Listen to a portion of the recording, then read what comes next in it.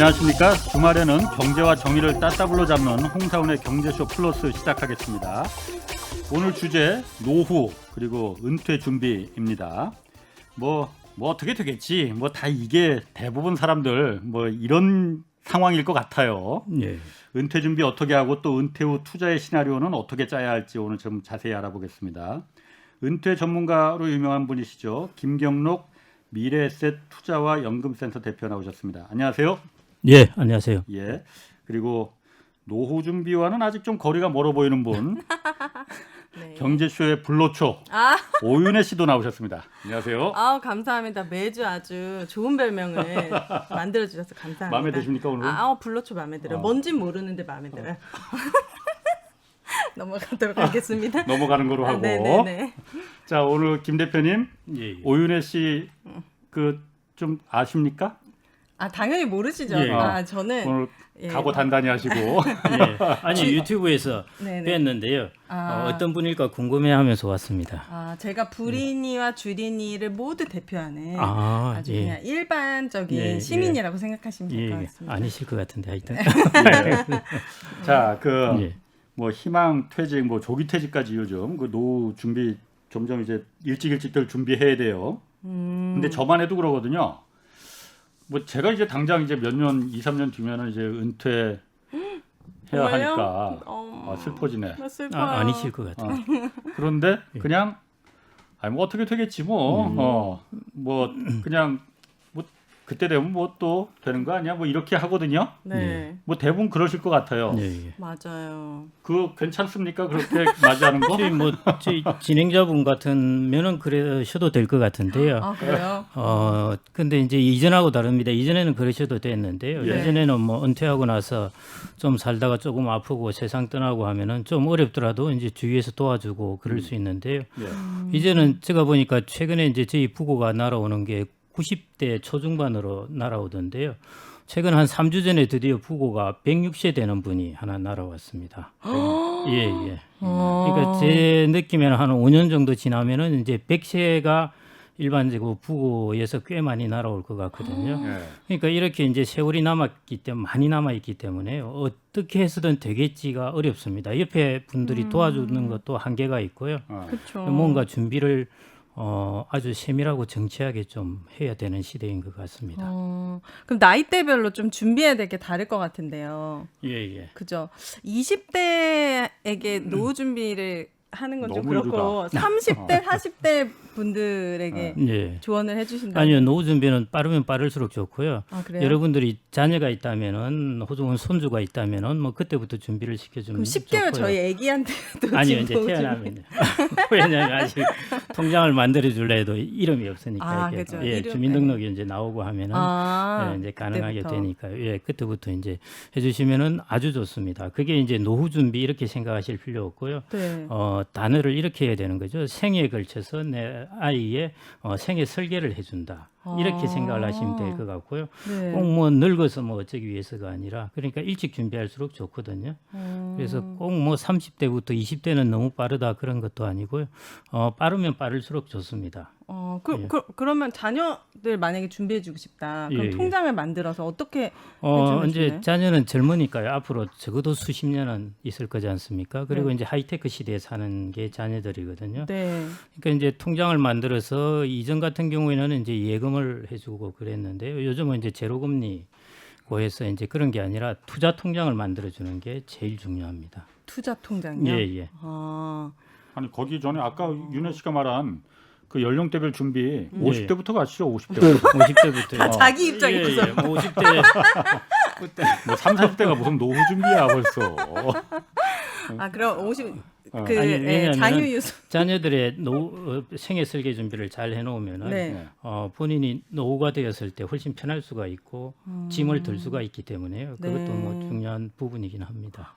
조금씩 소액으로 적립식 그렇죠. 이런 맞습니다. 뭐 펀드나 예. 주식 예, 같은 예. 거 말씀하시는 해외 거죠? 같은 경우에는 이제 손주가 태어나면 할아버지가 이제 그런 통장을 만들어서 주식을 사주기도 하고요. 예를 들어 IBM 주식을 사준다든지 그러기도 하고 유대인들 같은 경우는 이제 13세가 되면 성인식을 가지지 않습니까? 네. 그 성인식 할 때 이제 돈을 줍니다.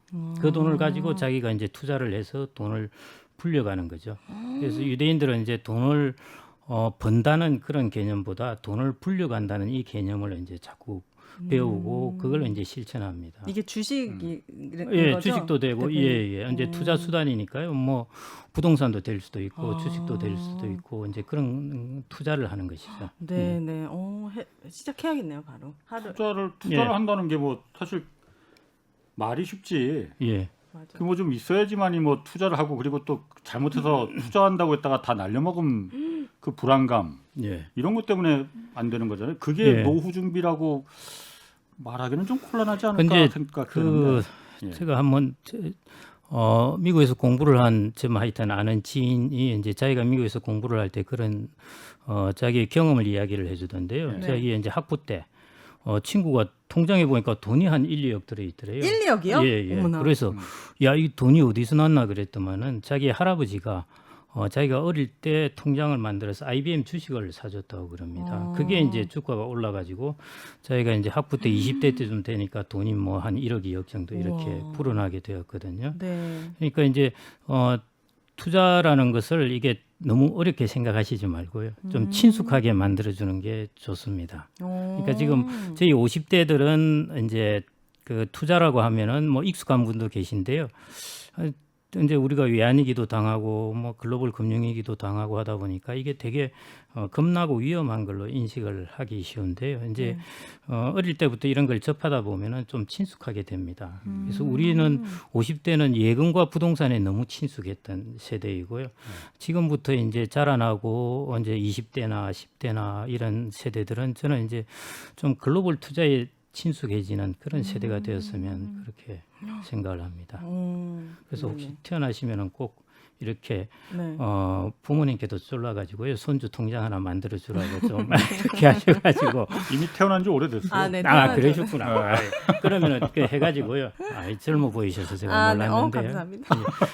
그럼 해가지고 투자 통장을 만들어 주셔가지고 네. 글로벌 좋은 기업을 하셔도 되고 좋은 기업을 묶어놓은 펀드를 하셔도 되고요. 그걸 이렇게 용돈을 주는 것마다 그거를 사주십시오. 그러면은 나중에 상당히 투자라는 것은 5년, 3년 이렇게 보는 것이 아니라 한 10년, 20년의 미래를 보는 것이거든요. 네. 그래서 한 10년, 20년 지나면은 아마 자녀가 다른 자녀들과 비교해서 이런 부분은 훨씬 앞서게 될 것이고요. 또 하나 제 주변에서도 이제 많이 보게 되는데 저희 뭐 첫째도 마찬가지고 하는데 예를 들어 이제 아마존 주식을 사줬다, 뭐 항서제약 이거는 바이오 회사인데요, 중국 이런 걸 사줬다 이렇게 하면은 디즈니 주식이 있다 하면은 이것들의 가격이 움직이고 할 때 여기에 네. 관심을 갖게 됩니다. 아, 애들이 예, 어머나. 어렸을 그러니까 때부터. 예, 자녀들에게 너는 글로벌하게 커야 된다 이 말만 계속 하는 것보다는요, 이런 주식을 사주면은 자녀들은 스스로 글로벌하게 되게 됩니다.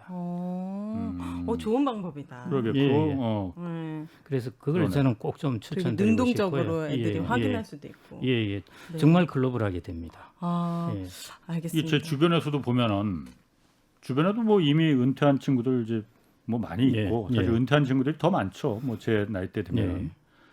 주로 생각하는 게 이제 다 뭐 식당 뭐 하거나 자영업. 뭐 이런 부분 좀 많이 생각하거든요. 네. 또 네. 물론 새로 어떤 사업을 벌이는 친구들도 있어요. 그런 건 어떻습니까? 그게 이번에 은퇴 준비라고 흔히 우리가 어, 다들 생각하는 그런 은퇴 준비, 노후 예, 제2의 예. 인생 뭐 이렇게들 생각할 텐데. 맞아요. 저희 진행자분께서라면은 이전에 오파상이라는 거 잘 아시죠? 무역, 예, 예. 그때 물건 대답. 저희들 젊을 때 되게 유행했지 않습니까? 예, 경기가 좋으면은 오파상이 우르르륵 생겨나고 예. 또 좀 안 좋으면 확 없어지죠. 그렇죠. 그게 네. 이제 그때 팩스하고 이런 거 텔렉스 이런 거 몇 개 있으면 다 되니까요. 예, 예. 마찬가지 이제 은퇴하고 나서 사람들이 단순하게 내가 돈이 한 1억, 2억이 있으면은 창업을 할 수 있다. 예. 이거는 누구나 할 수 있습니다. 누구나 할 수 있기 그렇죠. 때문에 이 시장은 너무나 치열합니다. 예. 그리고 이번에 이제 코로나19가 닥치면서 제가 이 부분에서 참 이제 가슴 아픈 게 예. 그렇게 해서 이제 창업을 하신 분들이 되게 어려움을 겪게 되거든요. 맞아요. 문제는 이제 그렇게 어려움을 겪게 되면은 모아둔 은퇴정까지 써버리게 됩니다. 예. 그래서 저는 이제 웬만하면은 이제 은퇴하고 나서 창업하는 것은 좀 이제 말리는 편이고요. 어디 뭐 골프 연습장에 가서 사장님 소리를 들을 수는 있지만은 그 소리 듣는 만큼 값을 하게 됩니다. 예. 맞아요. 왜냐하면 이게 이제 한 3년, 5년 본다고 그러더라도요. 대충 한 60% 정도는 이제 문을 닫게 되거든요. 그렇게 본다면은 이걸 비유해서 말하면은 우리가 3년 후에 상장 폐지될 확률이 60%가 되는 주식을 사겠느냐 물어보면은 다 안 산다고 안 그래요. 사죠. 그 주식을 내가 왜 사 그러거든요. 맞아. 근데 자기가 하는 주식은 산다는 것입니다. 그게 이제 사람들의 오류 중에 하나인데요. 그래서 네. 그 부분을 좀 저는 웬만하면은 안 하셨으면 하고 그럼 대안이 뭐냐. 예. 이제 이게 은퇴 창업을 하면은 주로 돈을 버시는 분들은 그 창업하시는 분이 아니라 임대업자하고요, 인테리어 업자들한테 돈을 이렇게 보태주는 셈입니다. 그래서 이제 저는 은퇴 창업을 하는 것보다는 가급적 자기가 제일 자본을 들이지 않고 자기의 전문 지식을 통해 가지고 이제 소득을 벌어들이는 것인데요. 이제 일본에서 그런 쪽이 많이 유행을 하고 있거든요. 일본이 이제 50대, 60대들이 이게 그 재교육을 받습니다. 재교육을 받는데 과거에 이제 우리나라가 일본보다는 고령화가 한 20년 정도 늦으니까요. 일본이 한 10년, 20년 전에 무슨 일이 있었는가 이걸 보면은 우리도 앞으로 무슨 일이 있을까 알 수 있는데요. 일본이 한 20년 전, 90년대, 2000년 초반 이런 때는 이제 이야기들이 많이 화제가 되었던 게 뭐 황혼 이혼, 뭐 나리타 이혼, 신나리타 이혼 해가지고요. 이전에 신혼부부가 나리타 공원에서 신혼여행 갔다 와서 이혼하겠어. 그게 그거였는데 이제 막내를 네. 결혼을 다 시키고 노부부가 나리타 공원에서 빠이빠이를 하는 겁니다. 그게 이제 황혼 신나리타 이혼해가지고 황혼 이혼, 그 다음에 뭐 네. 노후 파산, 뭐 저전 낙엽이라는 게 이제 일본에서 나오고 한 그런 말이었거든요. 이런 말들을 가지고 이제 은퇴하고 나서 일어날 여러 가지 이야기들, 이런 에피소드를 가지고 이야기를 하다가요. 세월이 한 10년, 15년 지나니까 일본은 이제 그런 책이 팔리는 것보다는 이제 훨씬 많이 팔리는 책이 네. 자격증 수험서 책이 많이 팔립니다. 그 나이에 은퇴한 이후에 이제 60대, 50대부터 준비를 하는 거죠. 오. 자기가 은퇴하고 나서 네. 자기가 전문적인 직장을 가지려고, 전문적인 직업이죠. 직장이 아니라 예. 직업을 네. 가지려고 하는데 예를 들어 이제 60대 남성 같은 경우에 제일 인기 있는 강좌 1위가 네. 아파트 경비원 아. 입니다. 그다음에 우리나라가 그 일본도 이제 주택관리사 같은 게 있는데요. 예. 우리나라도 주택관리사 있지 않습니까? 이런 것들 뭐 전기설비사 이런 쪽이고 여성들은 이제 그 요양 케어 이쪽 관련된 이제 자격증들을 많이 따려고 그러고요. 네. 이런 식으로 해서 일본에는 재교육을 통해서 자격증을 받고 하는 이런 쪽이 이제 학원 같은 경우도 교육기관도 잘 되고 있고 하는데요. 우리나라도 저는 이제 자꾸 이런 쪽을 권하고 있습니다. 웬만하면은 이제 자격증을 따라오고 그러는데요. 이제 좀 공부를 시험을 잘 치는 애들은 이제 감정평가사 이거 되게 어렵거든요. 네. 이 자격증을 제 친구가 한 50대 중반에 땄는데 나중에 나이가 80대여도 이 자격증을 뭐 빌려주더라도 돈을 한 달에 200을 받는다고 그러더라고요. 진짜 그 예. 아파트 감정평가사 이런 거 아니요. 건물 감정평가사 예, 건물요. 부동산 부동산. 예. 그러니까 감정평가사. 이게 쉽지가 않습니다. 어렵네요. 예. 이런 것 공인중개사 자격증도 어려운데 감정평가사 자격증은 젊은 훨씬 사람들도 젊은 예. 머리도 쉽지 않은데 그렇습니다. 그래서 이제 대단하시다. 제가 이제 그 좁은 문으로 들어가라 이런 말씀을 드리는데요. 이제 자격증 중에 쉬운 것들도 많이 있습니다. 그래서 쉽다고 이것저것 따놔봐야 크게 효과가 없고요. 예. 조금 어렵더라도 좀 있으면 또 그 자격증 치려고 막 이게 박이 터질 겁니다. 사람들이 퇴직을 많이 하게 되니까요. 예. 네. 그래서 이전에 공인중개사 처음 딸 때 어마어마하게 쉬웠거든요. 그렇죠. 예, 그땐 그것처럼 그랬어요. 그래도 그나마 쉬울 때 예. 빨리 하나 따놓으시는 게 저는 좋을 것 같습니다. 지금 그럼 감정평가사 말고 또 다른 거 뭐 좀 추천 많습니다. 종목 아이, 뭐 우리나라에 자격증이 정말 많습니다. 요리사 자격증도 다 있거든요. 그것도 한식 뭐 이런 게 자격증. 있는데요. 예. 요리사 자격증은 이제 좀 힘들기는 하는데 뭐 제 친구도 뭐 그 준비하고 하는데 뭐 여기 젊은 사람들이 이게 힘들어서 잘 안 하려고 그런답니다. 예. 그래서 네. 뭐 그런 거를 하면은 여기저기 지방을 다니면서 이제 또 어느 정도 소득을 벌 수 있는 것도 있고요. 그 다음에 이제 뭐 주택 관리사 이런 거는 이제 아파트 관리소장하고 하는 건데요. 이것도 이제 하고 나서 만만치는 않습니다. 왜냐하면 젊은 사람들도 요즘 번듯한 대학 나오고 취업하기가 쉽지가 않은데 나이 든 사람들이 이게 자격증 하나 딴다고 취업이 덜컥 잘 되겠습니까? 그렇기 때문에 이 자격증을 따고도 이제 노력도 좀 해야 되고 그렇습니다. 그렇지만은 이제 자격증이 필수 조건은 된다, 필요 조건은 된다는 것이죠. 네. 예. 그러니까 뭐 자격증 따면 모두가 잘 되는 게 아니라 적어도 하려면은 이 정도는 가지고 있어야 된다는 것이죠. 그래서 이제 창업을 하는 거는 저는 가급적 말리고 싶고 자기의 전문 지식을 계속 좀 키우는 게 이것도 그쪽을 하나의 좀 추천을 하고 있습니다. 노후 준비. 그러면 예. 자금 관리 쪽으로는 어떻게 노후를 준비하는 게 좋을까요? 자금 관리요. 네. 이제 50대 분들은 사실은 여기서 추가로 돈을 모아서 할 수 있는 부분이 많지가 않습니다. 네. 이제 저는 20대, 30대나 뭐 10대도 좋고요. 안 그러면 자녀를 위한다 하는 거는 얼마든지 말씀을 드리겠는데 네. 50대, 60대 분들에게 야, 돈을 어떻게 축적해라. 왜냐하면 이제 소득이 들어오는 게 확 떨어지기 그렇죠. 때문에 그런 것보다 지금 가지고 있는 자산을 어떻게 잘 관리하느냐. 그러니까 어떤 사람은 지금 가지고 있는 자산을 좀 있으면 빨리 까먹는 사람이 있을 거고요. 어떤 사람은 이 자산을 계속해서 오래 유지하면서 그게 이제 돈의 수명이라고 할 수 있거든요. 네. 돈의 수명을 길게 가져가는 사람이 그걸 좀 있을 텐데. 알려주세요. 그렇죠. 그래서 네. 이제 돈의 수명을 길게 가져가야 그거가 되는데 중요할 것 같아요. 지금 제로금리 때문에 돈의 수명이 아주 짧아져 버렸습니다. 네. 예, 이제는 뭐 이익은 나지 않고 원금을 그냥 다 여기서 쏙쏙 곶감 빼먹듯이 빼먹는 형태가 되어 있거든요. 네. 그래서 이제 사고 방식을 조금 바꿔야 됩니다. 바꿔야 되는데요.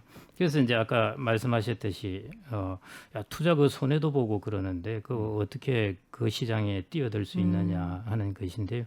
일단 이 사고 방식을 좀 바꿔야 됩니다. 이제 투자 시장에서도 조금 위험한 게 있고 덜 위험한 게 있거든요. 네. 그래서 조금 덜 위험한 쪽으로 해서 좀 뛰어들고 해서 왜냐하면은 이제 부동산 같은 경우 우리나라 사람들의 제일 노후 준비로서 제일 인기 있는 것은 뭐겠습니까? 부동산이요? 그렇죠. 예, 어디 가서 물어봐도 다 부동산이라고 그러세요. 네. 거기서 임대료 따박따박 받는 거고 그래서 우리나라 드라마 보면은 나이 든 사람들이 젊은 사람들한테 어디 가서 전세방에서 임대료 받는 거 월세 이런 게 있는 전통이 아직도 있습니다. 그래서 네. 해외 같은 경우는 한 40대, 50대 초반 정도까지 집을 많이 수요하는데 우리나라는 60대까지도 집을 수요를 합니다. 그것처럼 노후를 준비하려고 그러는 것이거든요. 네. 근데 이제 최근에 이제 아파트 이런 거는 너무 올랐고 상가는 최근에 변두리했다가 사람들이 많이 손해 본 사람도 있고 오피스텔도 그렇고 그래서 이게 그리고 이제 부동산을 직접 투자하려면 돈이 많이 들거든요. 2, 3억씩 이렇게 네. 한 물건을 하는데 그 물건 하나가 잘못되면은 또 큰일 날 수도 있지 않습니까? 그래서 저는 부동산을 하지 말라는 소리는 절대 아닙니다. 근데 노후에 좋은 투자 수단 중에 하나가 부동산을 간접 투자하는 방법이 간접이요? 있습니다. 예. 그러니까 뭐 이런 리츠 뭐 이런 걸 말씀하시는 예예예 리츠 그 비스켓 리츠가 아니고요. 네. 우리가 REITS 해가지고요. 그 부동산에 투자하는 트러스트 신탁이다 이렇게 보시면 되는데 이제 한 예를 들어서 이런 걸 말씀드리겠습니다. 이제 물류센터 리츠라는 게 있습니다. 이제 우리가 요즘 쿠팡이니 이런 배달을 많이 하다 보니까 예. 네. 물류센터가 있어야 되지 않습니까? 아마존도 이제 물류센터가 많이 있는데 앞으로도 물류센터는 많이 생겨나겠죠. 근데 물류센터는 이제 누군가 이걸 빌릴 거거든요. 빌리면은 임대료를 낼 거지 않습니까? 그렇지. 그 임대료를 이제 여기 리츠를 산 사람이 그 임대료를 받게 됩니다. 아, 투자한 사람들끼리 나눠 그렇죠. 먹는 거예요? 예, 오. 맞습니다. 투자한 사람들끼리. 그러니까 100명, 1000명이 여기 들어갔다 하면은 여기에 이제 운용을 해주는 전문적인 기관이 있습니다. 네. 그 기관이 운용을 해서 여기서 이제 받는 임대료를 투자한 사람들한테 이제 나눠주게 되는 것이죠. 근데 개인이 그 물류센터를 하나 살 수가 없죠. 없죠. 예, 예. 그러면은 이제 이거는 5,000원, 10,000원을 주고도 살 수 있거든요. 한 주식을. 네. 예. 그렇기 때문에 이제 물류센터 리츠도 살 수도 있고 데이터 센터도 살 수도 있고요. 그다음에 임대주택을 살 수도 있고 이런 식으로 다양하게 이제 사는 것이죠. 이게 증권회사에 있는 건가요? 예, 주식처럼 상품처럼? 주식처럼 거래됩니다. 아. 그러니까 기업인데 이 기업은 어떤 기업이냐 하면은 예를 들어 물류센터 같으면은 물류센터에 투자해서 배당금을 나눠주는 기업의 주식을 갖는 것입니다. 그게 리츠라고 보시면 되거든요. 그래서 이제 부동산을 간접 투자를 하시라는 겁니다. 직접 투자를 하려면은 지금 돈도 많이 들어가지고요. 한 번에 3억, 5억 투자했다가 다른 거 여유도 없으니까요. 그러니까 뭐든 이렇게 투자는 분산을 하는 게 좋습니다. 그것도 이렇게 주식처럼 오르고 내리는 맞습니다. 예, 예, 정확합니다. 거. 그럼 그러면 주식이랑 똑같은 거예요? 그 임대 수익을 나눈다고 말씀하셨는데 그 두 개 다 배당금은 이제 별로 변하지가 않는데요. 배당금은 임대료를 받아서 나한테 주는 게 배당금이거든요. 네. 그게 그래서 배당금이에요. 배당금은 예를 들어 주당 200원 이런 식으로 이제 주는 것입니다. 그거는 주가가 오르든 말든 여기는 임대료는 뭐 어떤 거는 5년, 10년씩 계약을 했으니까 꾸준히 줄 거지 않습니까? 네. 그래서 내가 받는 배당금은 별 변화가 없습니다. 그러니까 노후에 소득이 좀 따박따박하게 들어오는 것이죠. 네. 뭐 그 자기가 가지고 있는 그 주식의 가격이 오르내리고 하는 거는 그거는 이제 조금 무시하셔도 되고요. 안 그러면 가격이 떨어졌을 때 사면은 배당 수익률이 더 높아지거든요. 리츠는 다 배당이 있나요? 예. 아. 리츠는 거기서 나는 수익의 90% 이상을 강제로 배당을 하게 해놨습니다. 그 리츠 같은 경우는 그러면은 예. 어쨌든 은퇴 이후에 그 아까 말씀하신 대로 따박따박 수입원이 되려면은 안전해야 되잖아요. 예. 안전합니까? 그럼 그 리츠는 부동산이 어쨌든 그 안전자산은 이제 아니잖아요. 정말 좋으신 질문인데요. 네. 안전함의 개념을 어디로 보느냐 이거든요. 네. 일단 배당금은 꽤 안정적으로 들어옵니다. 예. 예. 근데 이제 주식의 가격은 변할 수가 있는 건데 그 말은 부동산의 가격은 이제 좀 네. 변할 수가 있거든요. 예. 그래서 이제 부동산 가격이 포함된 게 떨어질 수는 있죠. 예. 떨어질 수 있는데요. 전반적으로 그냥 길게 보시면은 일반적으로 부동산 가격이나 오피스의 가격이 이렇게 계속 떨어지지는 않습니다. 물가도 오르고 하기 때문에 부동산의 가격은 그래도 내가 산 데서 이렇게 뭐 떨어진다든지 이런 예는 잘 없으니까 그냥 장기적으로 내가 가지고 있으면서 배당금을 그냥 계속 받다가 뭐 예. 떨어져도 나한테 배당금은 들어오니까요. 예. 예, 그러다가 또 언젠가는 올라가겠죠. 아. 예, 근데 매일매일 변하는 이 가격 보고 막 불안해하셔가지고 그러시면 안 되고 이번에 작년에 코로나19가 닥쳤을 때 리츠 가격이 뚝 떨어졌어요. 아 리츠가요? 예. 아. 뚝 떨어지면서 배당 수익률 가격이 떨어지니까 배당금은 똑같은데 배당 가격이 떨어지니까 배당 수익률이 높아지죠.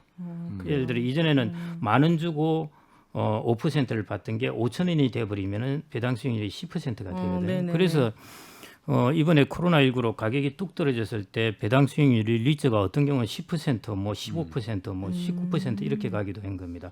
그때 이제 사놓으시면 좋죠. 아. 예, 그러면은 자기가 산 거에 비해서 자기한테 수익률은 예를 들어 10%로 따박따박 들어오게 되니까요. 그래서 그런 가격 변동은 리츠도 당연히 있습니다. 그리고 리츠라는 것은 그 전문적인 기관이 투자를 할 때 돈을 빌려서 예. 투자를 하기 때문에 가격 변동성이 있습니다. 예. 있는데 이게 좀 길게 보시면은 상대적으로는 가격의 안전하다, 이거죠. 변동성은 이제 자꾸 줄어들게 되고 예. 나는 이제 5년, 10년 이제 따박따박하게 이게 예. 소득을 받게 되는 거죠. 배당금을요. 이 부동산이라는 게 하도 그 사기꾼들 많아갖고 그래서 전문가를 활용하시면 되고요. 예. 운용사 중에서도 리츠를 운용하는 기관 중에서도 이 업력이 오래된 곳, 예. 예, 리츠를 적어도 5년, 10년 동안 계속 운용을 했구나 하는 곳이어야 이제 사기꾼들이 5년, 없는 10년. 것이죠. 아, 그 좋은 정보네요. 리츠는 하나 그 가능한 그 상대적으로 예. 수익도 좀 괜찮으면서 예. 배당도. 이 사기꾼 만나지 예, 않을 예, 예. 그 위험하지 맞습니다. 그래서 제가 이제 우리나라에 이제 저희 여성분들이 이제 부동산을 잘하지 않습니까? 네. 그리고 우리나라 여성들이 되게 똑똑해요. 아, 그래요? 주식을 하는 것도 그렇고 하면은 어머나. 교육을 잘 받아가지고요. 되게 네. 똑똑한데 저는 리츠만 잘 공부해 놓으셔요. 그럽니다. 아직은 리츠가 우리나라에 활성화가 덜 돼 있는데요.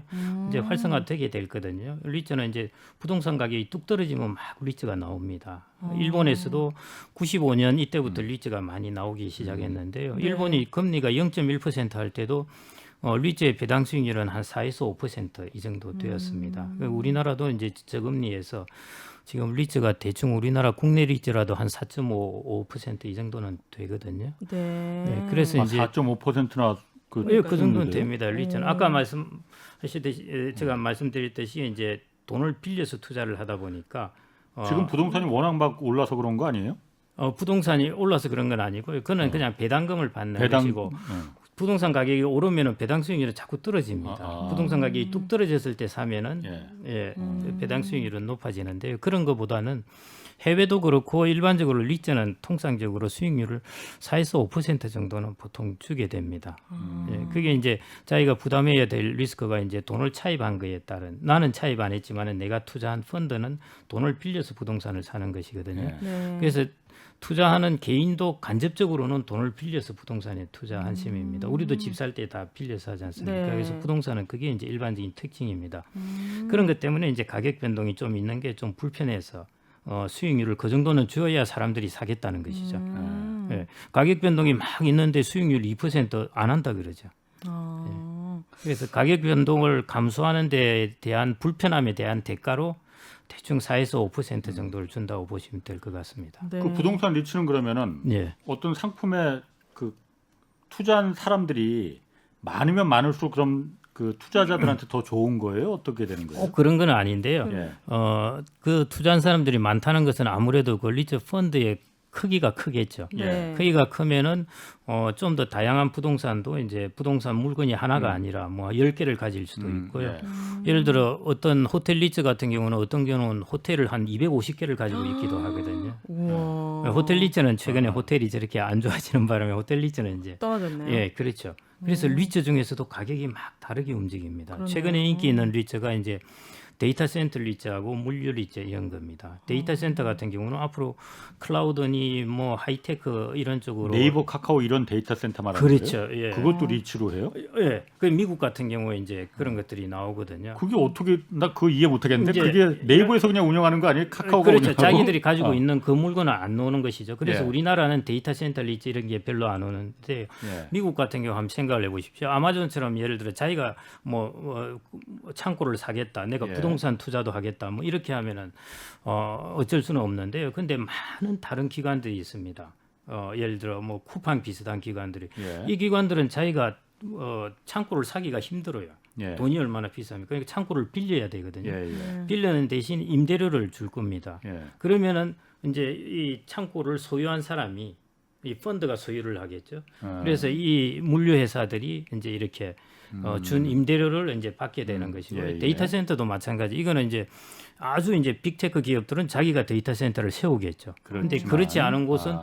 데이터 센터를 빌려야 되거든요. 아. 예. 그러니까 그럼 그거는 엄밀히 말해서 부동산만 이렇게 하는 게 아니고 그 예. 안에 그럼 뭐 어떤 컴퓨터나 뭐 메모리 이런 것도 다 설치해놔야 될 거 아니에요? 그거는 이제 데이터 건물만? 센터의 건물의 스페이스를 빌려주는 것이죠. 아 건물만. 예, 그 안에 들어 있는 여러 가지 하드웨어는 이제 예. 그 회사가 이제 가서 설치를 해야 되는 것이죠. 아. 리치 꼭 가입하시겠죠.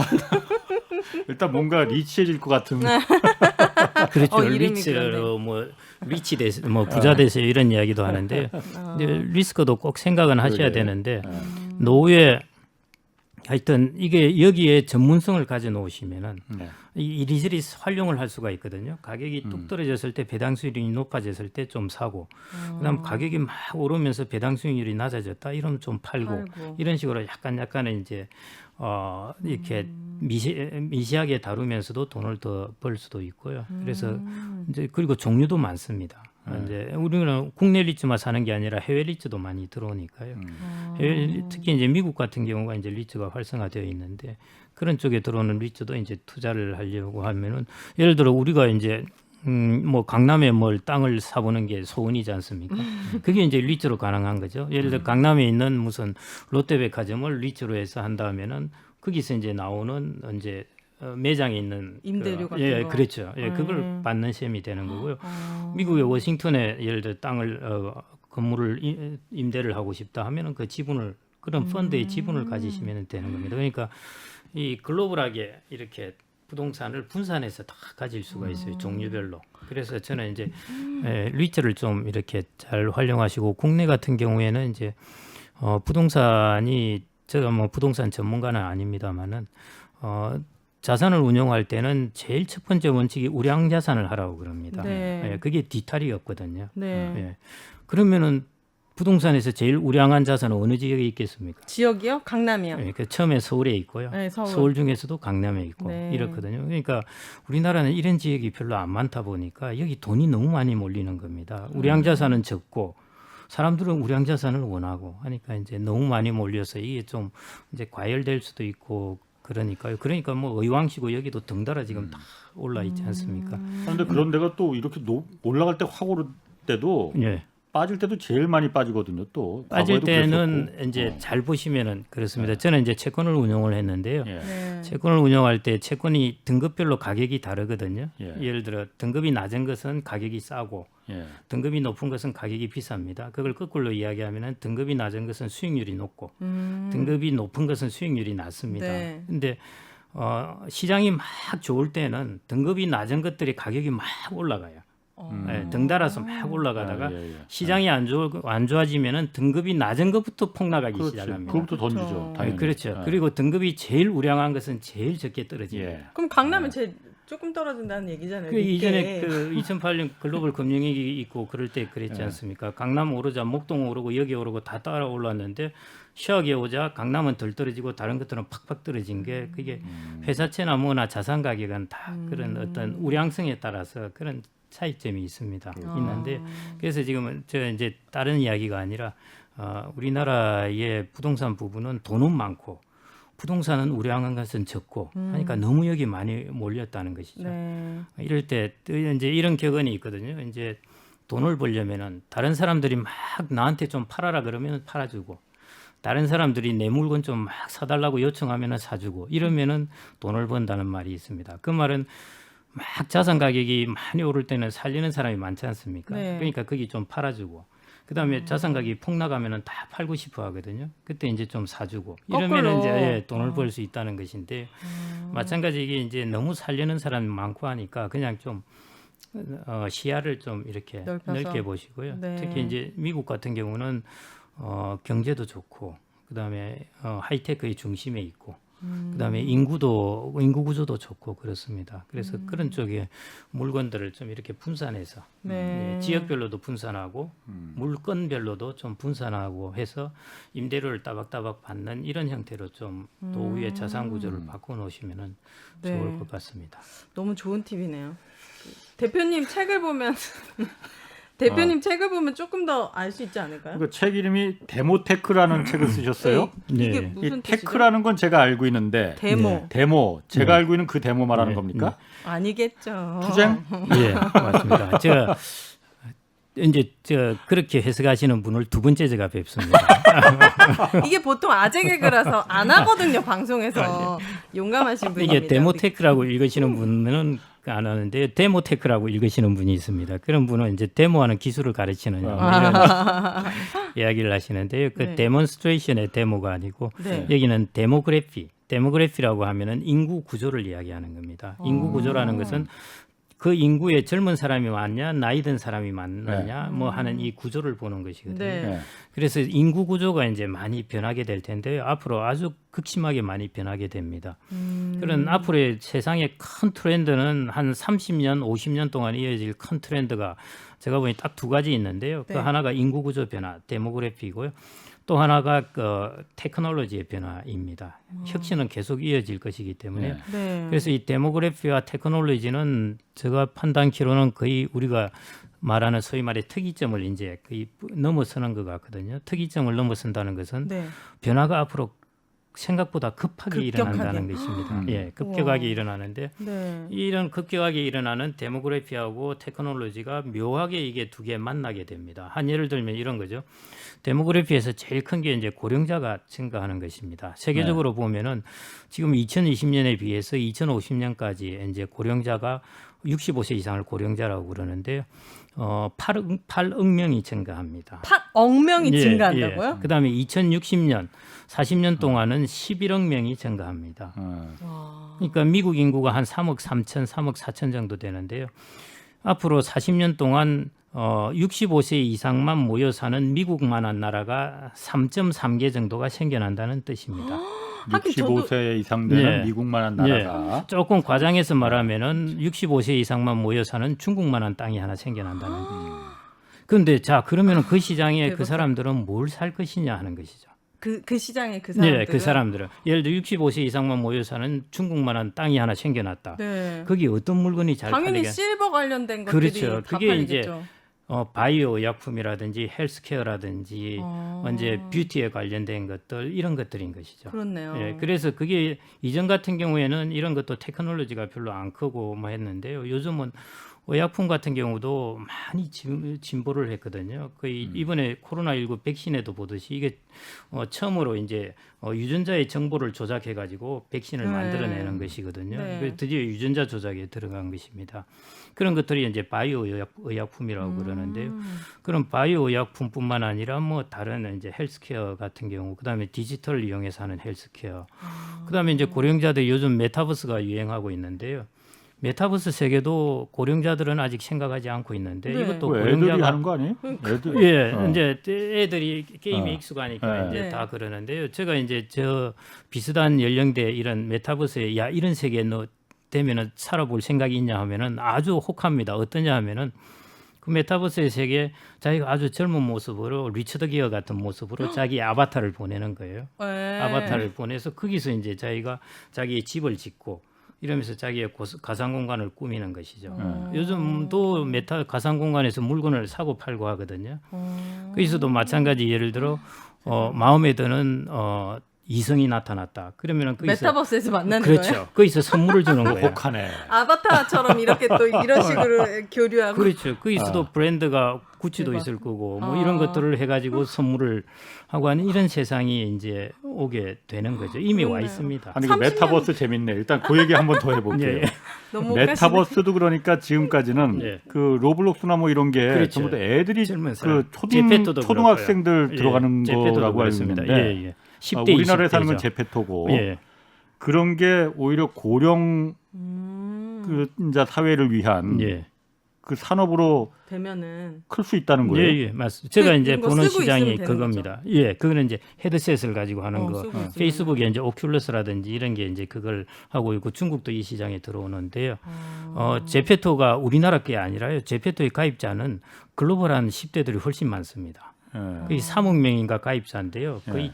거의 제가 정확히 기억 안 나는데 아마 70~80%가 글로벌한 사람 애들이 들어오는 것일 정도로 네이버에 이제 제페토가 이렇게 많이 게임이에요, 그게? 메타버스. 가상현실 공간입니다. 가상현실 공간. 예. 그러니까 가상의 공간에서 네. 게임도 하고 거기서 뭐 물건도 팔고 아까 말한 대로 사람도 사귀고 제페토가 그 메타버스라는 게 원래 예, 아, 메타버스의 그 공간 이름이 이제 제페토. 제페토인데요. 예. 네. 여기서 이제 예를 들어 그 가수 같은 경우는 이런 데서 신곡도 발표를 하고 이렇게 오윤혜 씨가 가수인 거 알고 말씀하시는 거예요? 현실에서는 불가능하니까 아니. 메타버스에서 아니, 그렇죠. 그래서 아. 이렇게 와. 민주화되고 누구나 접근할 수 있게 만든 게 하이 테크놀로지입니다. 와, 예를 들어 엄청 인기 있을 것 유튜버는 같아요. 이전 같은 경우는 예를 들어 이 PD님 모르면은 못 나오거든요. 네. 어디 알리겠습니까? 근데 PD님이 나를 안 알아준다. 그럼 내가 유튜브 하겠다 하고 자기가 올리는 그쵸, 거예요. 그쵸. 이게 이제 민주화되고 자꾸 모든 사람들이 접근 가능하게 하는 건데 마찬가지 내 노래를 안 틀어주네. 내가 가상 공간에서 불러버리지. 뭐 이렇게 나올 수도 있는 거죠. 대박이다. 그러니까 예. 메타버스가 어쨌든 차세대 그러니까 인터넷이다. 굉장히 전도가 이거 유망하다라는 건 알고 있어요. 네. 그런데 김 대표님이 말씀하시는 거는 메타버스가 고령자들. 고령자를 예, 예, 위해서 예. 이게 굉장히 특화되고 폭발적일 수 예. 있다. 그럴 예. 것 같아요. 이제 그래서 지금 이제 메타버스가 이제 게임하고 아까처럼 헤드셋하고 이런 거하고 특히 이제 게임하고 연결이 많이 됩니다. 예. 그러다 보니까 이제 젊은 층들이 다 하는 걸로 생각을 하는데요. 앞으로 게임은 사행성이나 사행성 뭐 이런 거나 안 그러면 중독성 이런 개념에서 점차 삶의 공간으로 변해갈 겁니다. 아까 말씀하신 로블록스 같은 경우에도 거기서 자기가 가상현실 공간을 만드는 게 거기서 게임도 만들고 하는데요. 건전한 게임도 많고 재밌는 것도 많이 있습니다. 이제 지금 워낙 유명한 게임들이 주로 이제 좀 중독성이 있어서 그러는 것이죠. 그래서 부모님들 제일 싫어하는 뭐 그런 것인데 이제 이게 자꾸 삶의 공간으로 바뀌어갈 것입니다. 그래서 이제 너무 신기하다. 그 삶의 공간이 된다면은 고령자들이 자기의 삶의 공간을 이쪽으로 만들 수가 있거든요. 네. 스위스에서 이제 그 관광버스가 쫙 도착을 하더니 알프스산 앞에요. 이제 나이 드신 분들이 다 간이의자를 하나씩 들고 내리시더니 거기 쫙 간이의자를 깔고 앉아서 알프스산을 딱 보고 계시는데 네. 가이드가 좀 있다가 자 다 보셨어요 이제 출발합니다 하니까 다 이제 간이의자를 두고 다 타고 가시더라는 거죠. 네. 나이가 드시니까 알프스산을 못 올라가시는 거예요. 그래서 미국에서 만든 이미 가상현실은 이집트나 이런 곳에 여행을 가게 하는 가상현실 공간인 것이죠. 대박이네. 예, 이런 것들이 이제 나올 수 있는 거고요. 그다음에 이제 나이 들면은 제일 이제 불편한 게 일단 늙어서 이제 자기 모습도 조금 싫어지고, 예. 그런데 아바타를 이제 통해서 젊어질 수 있고요. 그다음에 육체적 제약이 많지 않습니까? 그쵸. 그런 것들을 이제 가상현실 공간에서는 그거 제약을 안 받고. 이제 예. 그래서 이제 저는 그래서 이제 게임이나 이런 회사에서도 은퇴를 하는 50대나 이런 사람들한테 이런 거를 좀 가르쳐 주라고 그러거든요. 그러면 이 사람들이 나중에 와서 가상현실 공간에 들어올 거고 자기들의 사업이 커질 거지 않습니까? 그래서 저는 이 영역이 지금 가상현실이 이 시니어가 아니더라도 커질 수는 있지만은 이 액티브한 시니어들이 이 시장에 들어와서 여기에서 더 추진력을 가한다면은 이 시장은 훨씬 커질 수 있다는 것이죠. 네. 조금 전에 예. 그 시니어들이 들어가서 자기 사업 영역을 커진다고 말하는 게 내가 한다는 게 아주 아니고 개인적인 것만 쏙쏙 빼. 그니까요. 거기서도 어떤 사업을 하고 어떤 이익을 물론 영위할 수. 이제 물론. 뭘 할 수가 있어요 그게 이게? 그래서 요즘 하는 이야기가 이제 이런 거거든요. 지금은 이제 알리바바나 이런 거 하는 경우는 이제 우리 인터넷에 이렇게 해놓고 거기에 이제 중소상인들이 물건을 올려놓으면은 이제 중개해주고 그렇지 않습니까? 예. 이제 가상 공간에 자기가 자기 가게를 차리라는 거죠. 가상 메타버스 안에 예, 메타버스 안에 자기가 자기 가게를 차릴 수가 있습니다. 그런 것도 가능해요? 가능하죠. 지금 이제 우리가 봉이 김선달 두고 봉이 김선달 두고 뭐라 그러는데요. 대동강물을 그냥 팔아먹었다고 그러는데 지금 그거 짝이거든요. 거기서 뭘 팔아요 그러면은? 예를 들어 샌프란시스코나 이런 뭐 산타바바라 이런 데 경치가 되게 좋지 않습니까? 예. 그 이제 경치를 가상 공간에 옮겨 놓는 겁니다. 예. 옮겨 놓고 나서 그 땅을 파는 겁니다. 가상 공간에 땅을 분양을 하는 거예요. 분양을 하면은 산타바바라의 아주 이제 높은 언덕에 멋있는 곳에 분양을 받아 가지고 여기 자기의 집을 짓는 거예요. 가상 공간에. 아, 내 걸로 가져올 수 예, 있는 그 거예요. 돈을 주고 사야 되는 거죠. 실제 땅은 아니고 예, 예. 아, 당연히 가상 아니죠. 공간에 땅이에요. 아, 그러니까 약간 싸이월드에 내 아바타 꾸미고 내 집 공간 꾸미는 것처럼 뭐 그게 다 확장된 겁니다. 옷, 뭐 네, 공간, 네, 맞습니다. 뭐 이런 거. 또 그래서- 이성한테 어필하려면 막 장난 그래서 아니겠네. 이제 싸이월드가 사실은 그때 잘 이게 발전을 했으면은 그럼 대박 났을 예, 텐데. 아이디어는 정말 우리가 잘 냈는데 오히려 다른 쪽에서 한 거고요. 아까 헤드셋 이제 말씀하셨는데 그게 이제 가상 빅테크 기업들이 일로 다 들어와 있습니다. 이제 페이스북에서 하는 게 오큘러스라고 헤드셋 있고요. 소니도 마찬가지. 소니가 게임을 많이 하니까 소니도 이제 헤드셋을 해가지고 이제 개발하고 하는데 이 시장이 좀 있으면 이제 애플이 들어올 겁니다. 애플이 2023년부터인가 뭐 출시한다고 메타버스 그랬으니까 시장이요? 헤드셋을 해서 가상 공간 하는데요. 제 느낌이 아마 애플이 만들면은 참 잘 만들 것 같아요. 가격은 그러면은- 프리미엄급으로 비싸게 한다 그랬으니까. 그쵸, 알겠습니다. 비싸니까. 네. 가만 불로초는 좀 아, 아직 네, 멀었으니까 네, 네. 가만히 계셔보시고 그렇죠. 예를 들어서 예. 제가 이제 그 2, 3년 뒤에 은퇴하고 나면은 예. 그래서 제가 원래 꿈이 목수거든요. 이제 은퇴하고 나면 홍 기자에서 이제 홍목수 한다고 그랬거든. 네. 내가 만든 그 어떤 이 가구들. 가구들을 네. 네. 그럼 메타버스에서 메타버스가 아니거든요. 메타버스야? 어쨌든.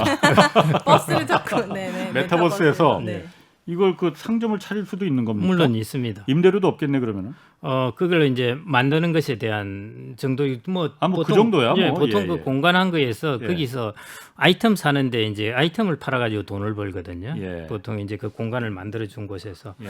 그러니까 뭐 아마 탐나는 아이템이 있으면 그거 사는데 돈은 진짜 조금 의자는 안 사겠죠 들겠죠. 거기 사람들이. 근데 진짜 이제 의자는 진짜 안 사요? 의자는 왜 네. 사요 근데 거기에? 이제 제가 만든 본인이 거 아니고? 만들어서 앉아서 하세요 어. 메타버스. 그 대표님 목수 쪽에 이제 공방 예. 이 꿈을 많이 가지셨어요. 사람들이 이거 꿈을 가진 지가 한 10년, 15년 전이거든요. 네네네. 그래서 뭐 좀 우스개 말이긴 하지만은 자기 시아버님이 하도 뭘 만들어줘 가지고 이 처분할 때도 없고 심심한 만들어 가지고 하나씩 보내고. 네. 여기 이분이신 것 같은데.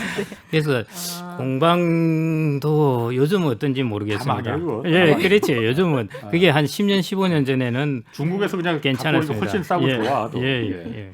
네네. 그리고 워낙 뭐 이제 전문가들은 2, 30년 이걸 계속 그렇죠. 하신 전문가들도 있고 하니까요. 그러니까 이제 다른 데 팔 데가 없으니까 이제 그게 며느리한테 주고 그러는데요. 근데 세상은 참 모릅니다. 제가 이제 아는 분 중에 한 분이 이제 농협 나오셨는데 뭐 다른 이제 나오시고 나서 이것저것 좀 해보시다가 누구하고 이제 컨설팅을 하면서 그 뭘 좋아하시냐 했더만 그림 그리는 걸 좋아하고 그랬습니다. 했더만은 이분이 이제 컨설팅을 해준 게 그러면은 우리나라 최초의 아이패드 화가가 한번 돼봐라고 그런 것입니다. 아이패드 화가. 예, 아이패드에 그림을 그리는 네. 거예요. 그래서 우리나라 최초의 아이패드 화가가 돼가지고요. 어머나. 예, 그러니까 이게 원래 캔버스나 물감은 그게 돈이 꽤 들지 않습니까? 재료비가. 그런데 여기 이제 그리고 하니까 잘못되면 지우고 뭐 이러고 하니까요. 프린팅에도 별로 돈이 안 들거든요. 그거 해가지고도 여기저기 뭐 식당이나 이런 데 이제 전시도 하고 하면서 좀 되고 그것도 이제 좀 팔고요. 또 어떤 분은 이런 걸로 이제 인스타그램 이런 게 있지 않습니까? 네. 인스타그램에 올려놓으면은 워낙 세상이 넓다 보니까요. 그냥 이를 사는 분들이 이렇게 좀 생기신답니다. 그래서 이제 개인적으로 그런 걸 만드시더라도 세상은 하도 취향이 다양하니까 네. 인스타그램에 한번 올려보시고 이걸로 이제 그런 루트를 통해서 파는 것도 괜찮을 것 같고요. 그래서 최초의 아이패드 화가가 되신 분은 요즘 그림도 그리시지만은 강의를 많이 다니십니다. 진짜 그 이렇게 해서 성공했다. 이게. 아까 말씀하신 데모테크가 이제 예. 뭐 아까 메타버스도 좀 예. 얘기하셨고 뷰티 예, 뭐 이런 예. 것도 얘기하셨고 또 뭐가 데모테크라고 하면 그거 말고도 또 뭐 좀 이제 데모테크의 제일 핵심적인 것은 그 헬스케어입니다. 헬스케어. 그럴 예, 것 같아요. 헬스케어하고 고령자를 위해서 바이오입니다. 그럴 것 같아요. 예, 예. 지금 우리나라만 하면 예를 들면요. 우리나라가 지금 한 900만 명 정도 65세 이상 인구가 되는데요. 네. 이게 2050년 되면 한 1,900만 명 됩니다. 뭐 그럴 겁니다. 예. 네. 근데 이제 네. 건강보험 이제 통계를 보면은 65세 이하 사람들이 병원을 65세 이상 사람들이 병원을 내원하는 비율이 한 17% 되는데요. 예. 이 사람들이 쓰는 진료비는 40%를 차지하거든요. 예. 예. 그러니까 이 사람들의 숫자가 앞으로 갈수록 1,000만 명이 더 증가한다고 커지지 생각합니다. 그러면. 그렇죠. 그러니까 이쪽에서 헬스케어나 바이오나 이런 쪽은 이제 수요가 계속 이 시장은 커질 수밖에 없고 그래서 중국이 이제 원격 진료 이걸 적극적으로 이제 미는 이유가 중국도 고령화가 만만치 않거든요. 예. 앞으로 중국의 고령 시장을 많이 타겟을 해야 됩니다. 우리나라는 그 고령자들이 어마어마하게 늘어나기 때문에 우리가 늘어나는 거에 거의 10배, 20배가 늘어나는 정도의 수준이니까 대단합니다. 그래서 이제 중국은 그 부분을 해결하려고 원격 진료를 아주 강하게 추진하고 있습니다. 미국도 이제 그러고 있고요. 네. 그러니까 이런 게 철저하게 하이테크 관련된 것이지 않습니까? 예. 원격 진료하다 보면은 메타버스도 들어가겠죠. 이제 그냥 이렇게 인터넷만 하고 이런 거에 좀 그러니까 이제 메타버스 공간을 만들어 놓고 병원에 가서 이제 의사하고 이야기를 하면서 진료를 받는 척할 수도 있는 그렇네요. 것이고요. 예. 메타버스 공간은 물리적 공간에 그 제한이 없으니까 그 병원에 자기의 방을 100개, 200개 만들어놔도 되는 것이니까. 예. 그래서 이제 그런 게 다 연결될 수가 있습니다. 그래서 이제 디지털 헬스케어하고 바이오 특히 바이오 같은 게 이전 같은 경우 우리가 먹는 약이 대부분 합성의약품입니다. 합성의약품이라는 것은 화학적 그 어떤 화학 기호나 이라는 것, 화학적 이제 처리를 통해서 약을 만드는 것이고요. 바이오 의약품이라는 것은 우리 몸에 면역이라든지 안 그럼 유전자의 어떤 신호라든지 이걸 변화시켜서 그걸 이제 만들어내는 것이 바이오 의약품이니까요. 훨씬 부작용이 적죠. 그래서 이제 바이오 의약품이 지금은 30% 정도 차지하는데 계속 증가하고 있습니다. 그래서 우리나라 바이오 기업들이 잘 되는 게 그 이유 때문입니다. 근데 바이오 기업은 변동성이 크거든요. 이게 제품 하나 개발했다 실패하면은 그렇지. 왕창하고 워낙 투자비가 워낙 많이 그렇죠. 들어가니까. 예. 예. 그래서 화이자 같이 아주 큰 기업은 모르겠는데 예. 그렇지 않은 기업은 잘 되면은 대박이 나고. 예.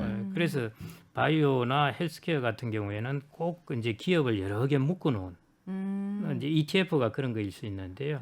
이런 식으로 사시는 게 꼭 좋고요. 한 기업 꼭 집어서 사는 것보다. 그래서 고령화의 영향을 오롯이 그대로 다 향유하게 되는 것이 바이오하고 헬스케어입니다. 헬스케어 산업이라는. 네, 그래서 이 부분은 가격이 떨어지면 또 떨어진 대로 사시고 하시면서 장기적으로 갖고 계시면은 이제 ETF. 이 부분은 고령 사회로 가면은 그쪽 예, 산업들이 맞습니다. 어쨌든 그 예. 계속 발전할 수밖에 예, 없다, 커질 수밖에 예, 없다라는 예. 거고. 네. 또 보니까 지금 거기 로보틱스를 로보틱스 있지만은 네. 클라우드 컴퓨팅이라는 게 또 이게 고령 사회하고 클라우드 컴퓨팅이라는 게 여러 군데 이렇게 분산해서 아까 예. 데이터 센터 말했듯이 예. 그거 아니에요? 이거 고령하고 뭔 상관이 있으려나요? 예, 그 다 궁금해하시는데요. 예. 94, 그 1849년인가요? 1849년에 이제 샌프란시스코의 금광이 발견되었습니다. 금광이요? 예, 골드러시가. 금광이 발견되었는데 골드러시죠. 예. 그때 이게 돈을 제일 많이 버는 사람이 어떤 사람들이겠습니까? 광부는 아닐 것 같아요. 네, 지금 광부는 보니까. 아니죠. 그렇게 말씀하시는 거 그때 보니까. 금 샀던 사람들. 거기 혹시 음식점들 주인들 아닌가? 거기 광부들이 많이 예, 몰려오니까. 비슷합니다. 비슷한데요. 맞습니다. 이제 그때 서부 영화 보면은 금 캐고 가다가 총도 맞고 뭐 이러지 않습니까? 예. 뭐 그런데 금을 캐서 돈 버는 사람도 당연히 있죠. 있는데 예. 그런 위험을 훨씬 적게 부담을 하고 돈을 꾸준하게 실속을 차린 곳이 숙박업소. 아, 예, 여기가 짜야 서부 영화 되니까요. 보면 나와. 예, 아. 예. 그다음에 곡괭이 파는 곳. 그다음에 대표적으로 그래서 이제 세계적인 회사가 되었던 것이 이제 리바이스 청바지 파는 청바지 우와. 질기고. 예, 맞습니다. 예, 리바이스가 그때 이제 광고를 했던 게 말이 두 군데서 잡아당겨도 이게 청바지가 찢어지지 않는다. 이걸 해서 예. 이제 광고를 했습니다. 그렇죠. 왜냐하면 네. 금을 켜려니까 이게 튼튼해야 되니까 예. 바지가. 그게 이제 그 클라우드가 그런 것입니다. 뭐냐면은 금을 켜는 사람들은 뭐 이러쿵저러쿵 못 켠 사람도 있고 변동성이 크거든요. 예. 근데 그 여인수가하고 청바지 파는 사람들은 꾸준하게 돈을 버는 겁니다. 네. 예, 마찬가지로 우리가 하이테크나 이런 쪽은 앞으로 뭐 치고 바뀌죠. 특히 헬스케어 같은 경우도 어마어마한 앞으로 빅데이터를 사용합니다. 예. 그렇겠다. 예, 바이오도 그렇고 유전자 분석을 하려면은 데이터가 어마어마해야 되거든요. 그러면은 그걸 자기가 그 데이터 공간을 가지고 있을 거냐, 데이터 공간을 빌릴 것이냐. 인데요. 항상 할 것 같으면 자기가 가지고 있지만은 네. 가끔씩 할 것 같으면은 빌리는 게 낫죠. 그 공간을 빌리는 게 클라우드입니다. 그래서 우리가 그 자율주행차도 그렇고요. 네. 이제 거의 IoT도 그렇고 사물 인터넷 이런 것도 그렇고 거의 대부분의 것들이 클라우드를 다 빌려서 하게 됩니다. 뭐 그거는 이해하겠는데 예.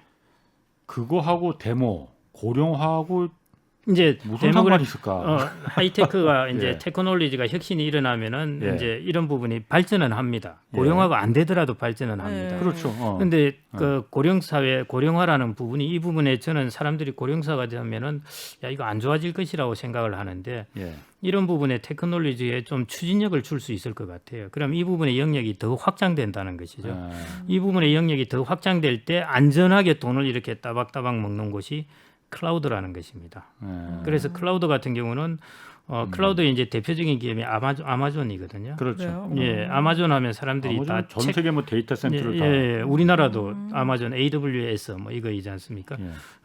우리 그 아마존이 다 책 파는 곳이라고 아직 생각하는데요. 거기서는 이익도 별로 많이 못 내고 있고 그 클라우드에서 돈을 벌고 있습니다. 예.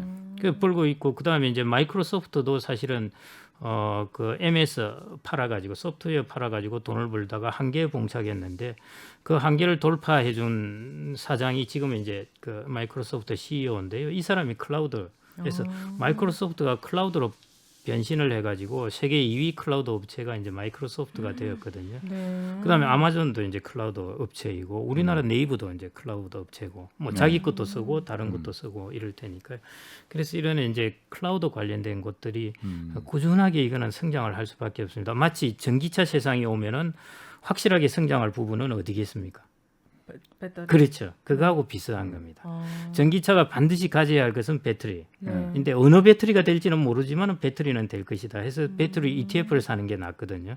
그것처럼 마찬가지 이런 4차 산업혁명이 이렇게 이제 빅데이터라든지 그다음에 소프트웨어라든지 이런 걸 중심으로 해서 막 이제 데이터 공간이 많이 필요하게 될 거고 빠른 속도가 필요하게 될 거고 할 텐데 그러면은 반드시 필요한 게 전기차의 배터리처럼 클라우드가 필요하게 되는 거죠. 그래서 제가 이제 예. 클라우드를 좀 이해되셨죠? 예. 네. 오늘 여기까지 하겠습니다. 클라우드는 잘 아시는 것 같아요. 아, 제가 네네. 보니까.